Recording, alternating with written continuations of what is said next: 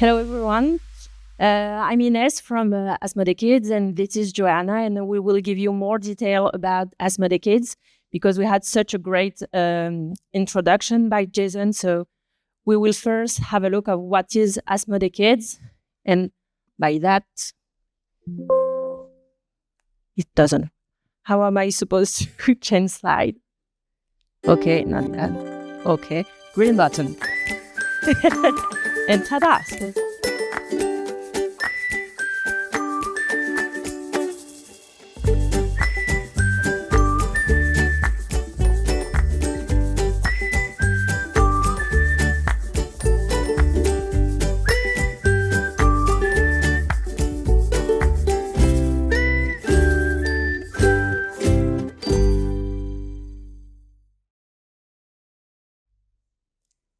So this is a quick introduction of what is Asmodee Kids. For the overview of the presentation, we will give you more detail on why Asmodee Kids was born and also how we will help you to promote sale around Canada and what's next. So first off, about the origin, we are Space Cow. We are a studio from Asmodee only creating children's game. We are the only one focusing on children's game. We have made for 4 years old, for 5 years old, but also for 6 years old. So we are only focusing on this type of games. We had quite a success all around Europe, especially, and also in the US and Canada, because we had a lot of awards. We won the Asdor, which is the biggest prize in France with Dreamcatcher. We also won the Kinderspiel with Mysterium Kids, and we had a special prize for Unlock Kids. So for the context, why Asmodee Kids? As I said, we are Space Cow.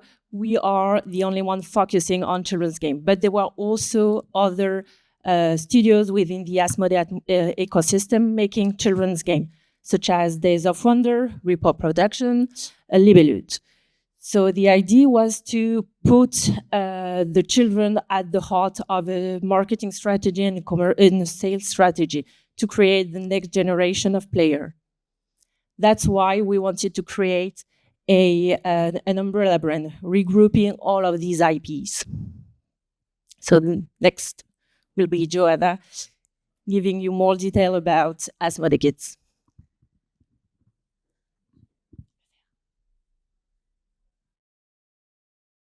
So like Ines just explained, so how did Asmodee Kids came to life?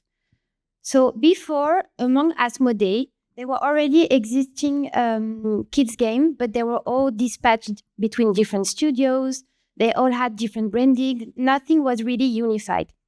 So what we did when we launched Asmodee Kids is that first we gathered all of those existing kids game, and then we also launched under the Asmodee Kids umbrella brand new IP. So for example, we launched My First Unlock from 4 years old. We also launched Splendor Kids in last October 25.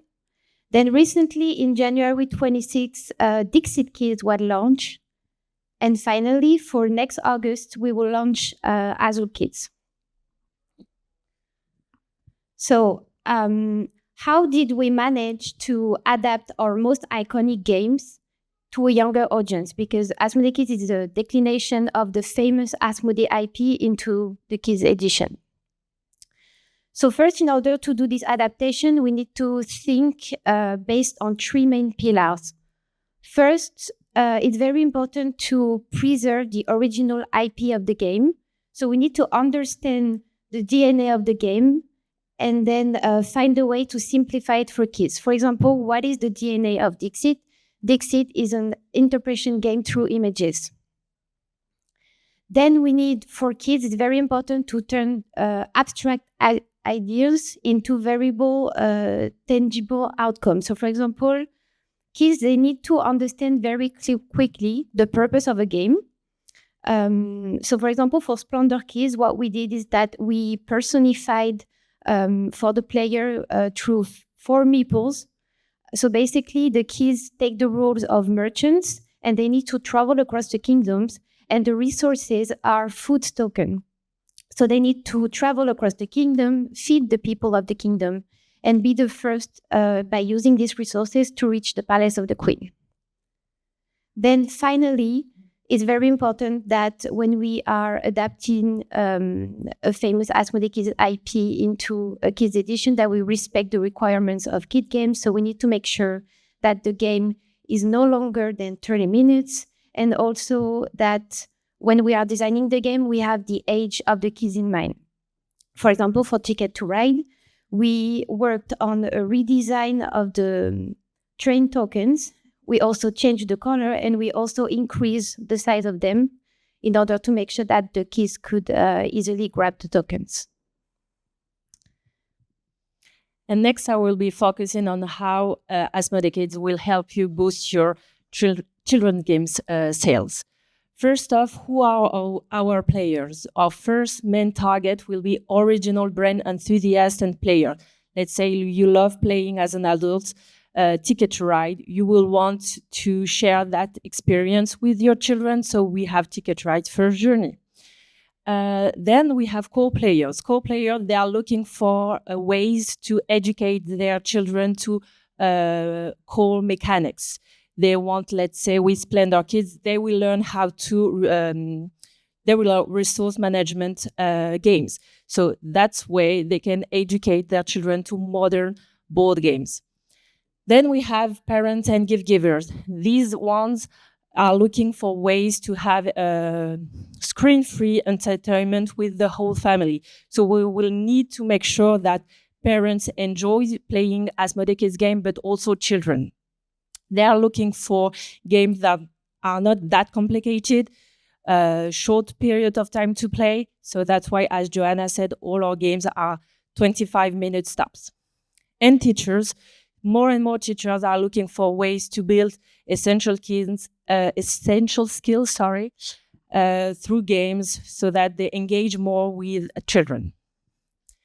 We had, with the help of our colleagues in Canada, a small survey to know what's important for you and how Asmodee Kids will make that work.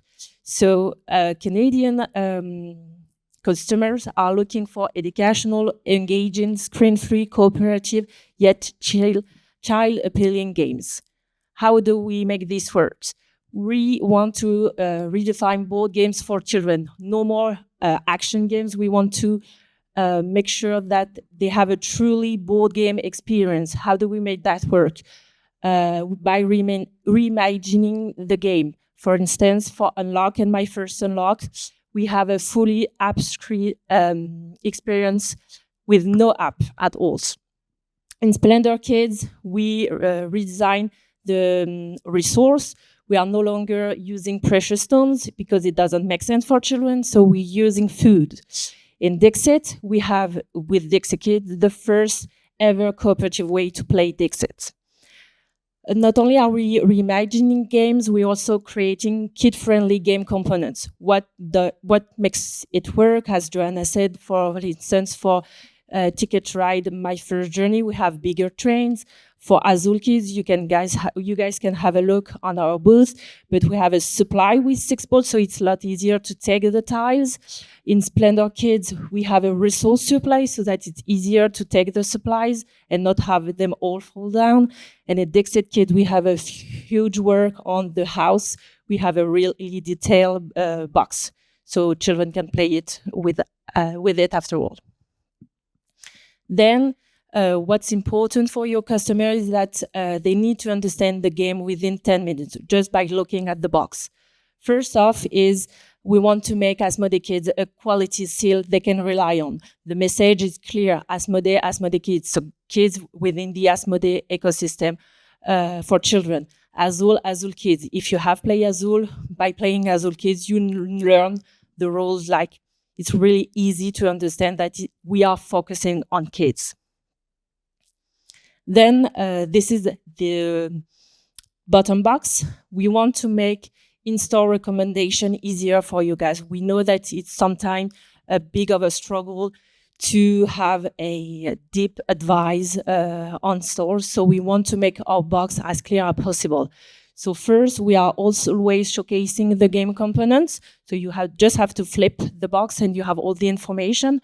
You can learn the rules in 3 steps, so it's really more comfortable for players to know that the rules will be easy. Then we are helping customers in their decision making with key points, telling us why it's different, why they should buy Azul. And then we are providing a age scale that you can see on the bottom of the box to make age recommendation easier. We put 5+, but can I play it with my 6-year-old? Can I play it with my 7-year-old? Yes, you can. And then finally, we need to bring traffic into stores. Why? Because we are creating the next generation of players and buyers. Today's players of Splendor Kids will be tomorrow's player of Toy Battle or Star Wars Unlimited. So we want to introduce, as I said, kids to iconic board game and key gameplay mechanics. We will be expanding the range with 2 games per year, and we want to ensure that our pricing align with the market expectation. Because why? Parents won't be spending as more as from themselves. They will be okay to buy a $50 board game for themselves. We know that they won't buy this type of games for children. So we need to make sure that price remains aligned with the market expectation. And finally, we think that you need to have children game because to deliver a truly fully complete selection within your stores, you need to have children in games. And then we will finish with what's next. So then what's next in the future for Asmodee Kids, sorry. So first, in terms of marketing on a yearly basis, we do a lot of marketing activation. So for example, here on first, you will see an Asmodee Kids activity book of 32 pages that we developed for a Hobby Next program. So this will be distributed in all of the stores being part of the Hobby Next program. And in these activity books, you have a lot of games, coloring activities on all of the games of Asmodee Kids range. We also developed some marketing leaflet promoting the Asmodee Kids range as well, which will be given to our distribution units and their clients, and they will then be able to distribute it during several events. And finally, for the launch of every game we have, usually we do a special exclusive goodies. So for example, for Azul Kids in August, we developed an exclusive additional player board. And also, if you come to our booth later on, you will be able to see in real life the point of sales that we developed for Asmodee Kids, in which you can fit basically all of the game of the range. And then regarding events, we are strongly present on several events, game shows, gaming night through the year, promoting Asmodee Kids. And here below, you also have other examples of goodies we developed for Dixit Kids, for example, and Splendor Kids. Then regarding the next product we are thinking about, we thought, and it would be interesting to have your opinion on what do you think could be a good next idea for the Asmodee Kids line. Currently, we are thinking doing an Asmodee Kids version of maybe one of these games, maybe Catan, maybe Harmonies or Seven Wonders, and maybe match it with one of these strong licenses that is popping for kids. So if you have an idea and if you want to come to our booth and pitch it to us and see it maybe in next 2 years Canada Play, feel free to do so. We are very open to it because Asmodee is inspired by players, so also by you. So thank you very much for your attention.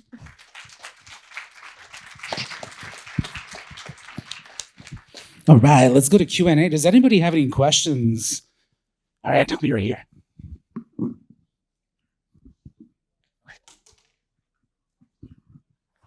Hello. What considerations have been made for durability for the Asmodee Kids line? Like, how has there been changes to production or for like the board for making them the product last longer when they're touched by young children? We have the same level of expectation as any board games within the Asmodee ecosystem. So it doesn't, for us, it's really important that children's games are considered as important as regular board game for adults one. Would we really make sure that the components are really are made of strong materials, but as you can expect from a core board games, let's say. Any other questions? All right.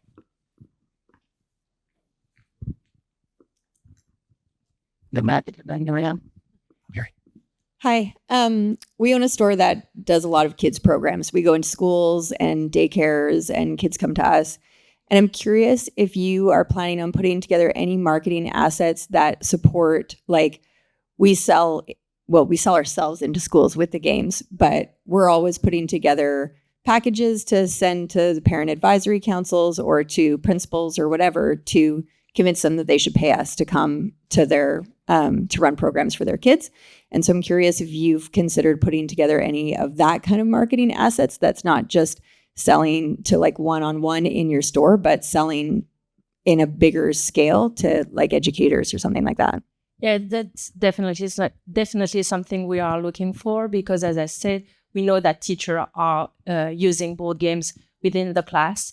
So that's something we are looking at the moment, but it's kind of difficult because every country has specific learning.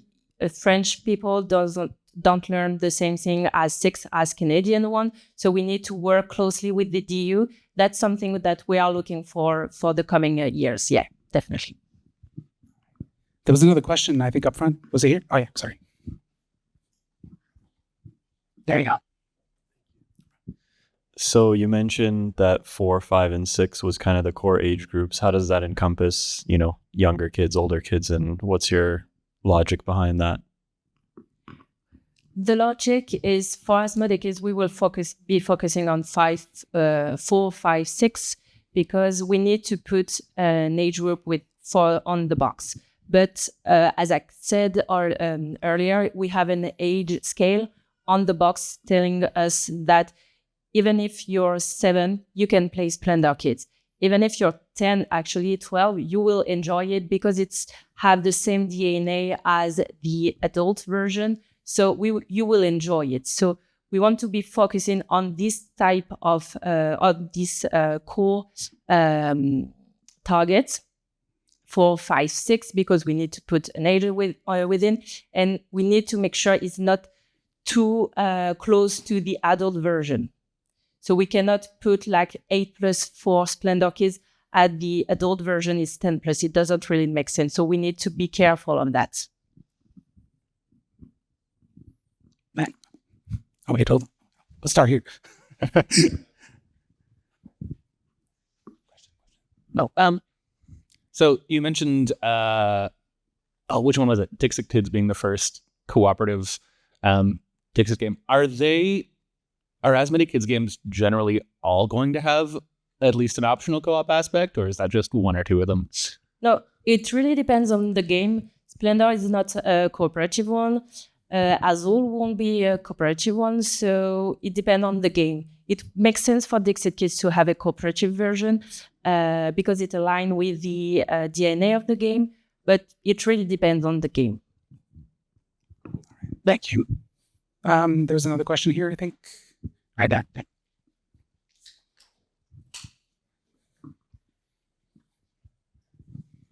So I have a question. We run a lot of events for young kids, typically 9 to 12, but we want to go younger. We want to go 6. We want to go 7, 8.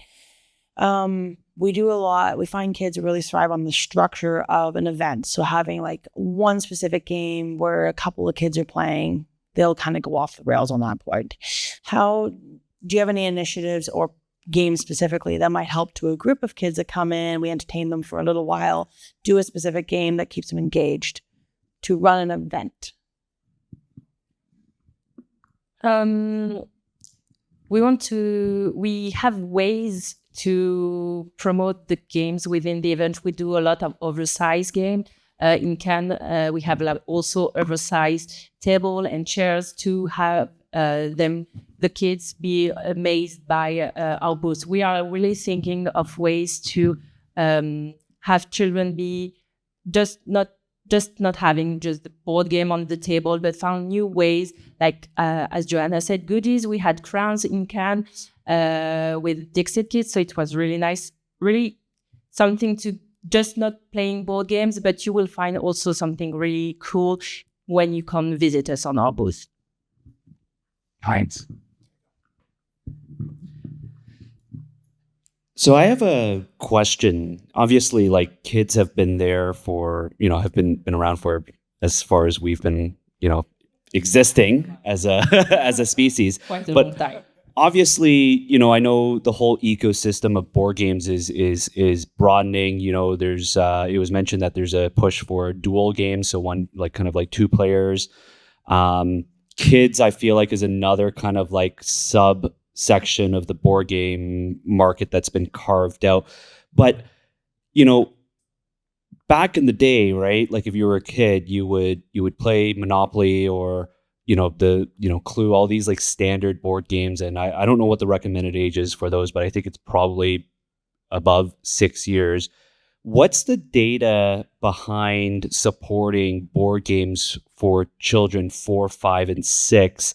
And I guess as a company, like, are you guys seeing a lot of growth and interest? Because I have a young child, and attention is hard to get sometimes, and I feel like when you're very young, it might be difficult. But I'm just curious because I love this idea, but I just want to hear a little bit more about like what led to this kind of like major push into the kid market.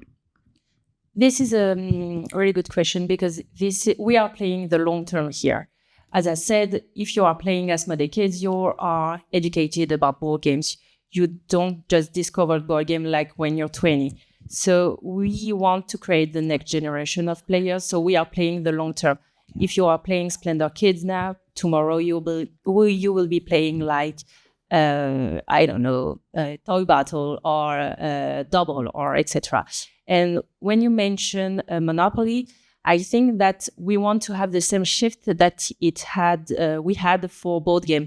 Later on, we had a lot of action board game, let's say, not really specific about the rules, a lot of plastic. With Asmodee Kids, we want to make sure about the components and the rules. The rules are really reimagined so that it matches their attention, like you said, 10 to 20 minutes. That's really important for us.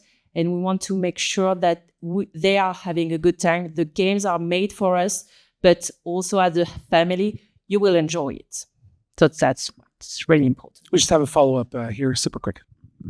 Yeah, maybe I just want to add a small thing to that question.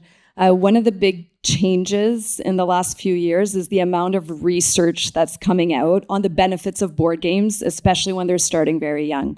So we're understanding the cognitive functions, we're understanding the impact that board games have on how our brain develops, on how people socialize. And that's leading to a lot of the development that's coming into this focus on kids' game. It's not going to be the biggest segment, but there is a really important piece that we're going to fill. Thank you. Are there any other questions? I do have a question on my side that I'd like to ask you guys. When you guys were under Space Cow, there was the Prix des Âges, which was like the age range behind it. Yeah. Are you guys planning on developing this, to kind of facilitate a little bit like how educators go and purchase games inside the stores? Is it something that will be... Yeah, definitely. You have it on the bottom of every box. We have like a range scale, which is basically the same as the Prix des Âges. Okay, perfect. That's really cool. Thank you, guys. Any other questions, anyone? All right. Well, let's give it up to Ines and Joanna. Thank you, everyone.